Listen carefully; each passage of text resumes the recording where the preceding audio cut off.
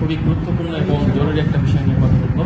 আজকে আমাদের কাছে একজন ভদ্রমহিলা আসছে, উনি হচ্ছে কাজিরহাট থেকে, ওনাকে অজ্ঞান করে, অর্থাৎ আপনারা ইতিমধ্যে জানতে পেরেছেন যে বর্তমানে বহুল প্রচলিত যে একটা মানে ড্রাগ স্কপোলামিন, অর্থাৎ যেটা শয়তানি নিঃশ্বাস বলা হয়, সেই শয়তানি নিঃশ্বাস দিয়ে ওনার পাশে দুজন লোক ছিল, একজন মহিলা এবং পুরুষ, ওনাকে ওই যে কোনো প্রক্রিয়া ওইটা দিয়ে ওনার কাছে ওনার সন্তান যে কানের দুল সব নিয়েছে। সো শয়তানি নিঃশ্বাস আগে আপনার সত্যি ঢাকাতেই পাওয়া যেত, ঢাকাতে এই চক্র ছিল, এখন কিন্তু আমাদের জাজিরাতে চলে আসছে। সবাই সচেতন থাকবেন, কারণ আর অপরিচিত কারো পাশে আমার মনে হয় যে ভ্যান অথবা অটোরিকশায় মাঝখানে দুজন অপরিচিত কেউ থাকলে ওইভাবে জেনে শুনে বসা উচিত, যেহেতু জাজিরা সবাই মোটামুটি পরিচিত, কথা বলা উচিত। কারণ যে কোনো কারোর সময় যে কোনো কারোর সাথে কিন্তু এই ধরনের অনাকাঙ্ক্ষিত ঘটনা ঘটে যেতে পারে।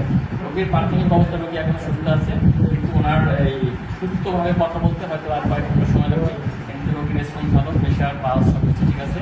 আমরা আপাতত রোগীকে ভর্তি রাখবো এবং অবজারভেশনে রেখে ইনশাআল্লাহ আগামী কালকের মধ্যে রোগীর ছুটি দিতে হবে। এখন আমি রোগীর ছেলের সাথে কিছু কথা বলতে চাই, তাই ভাই আপনি একটু বলেন তো কি কথা বলতে।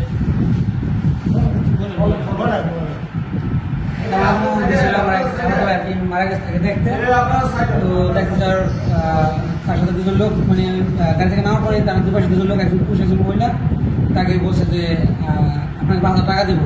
আমরা বলছে যে না আমার লাগবে না। তো তার সাথে মানে যাওয়ার সাথে সাথে মানে বলার পরেই আমার মতো তাদের মানে কিছু আর কি নিচে যাওয়ার পর আমার আমাকে বলছে যে আপনার কানে দুল দেন দিছে, তারপর গলার চেন দিছে। তো তারপরে আর আমার কিছু বলতে পারে না।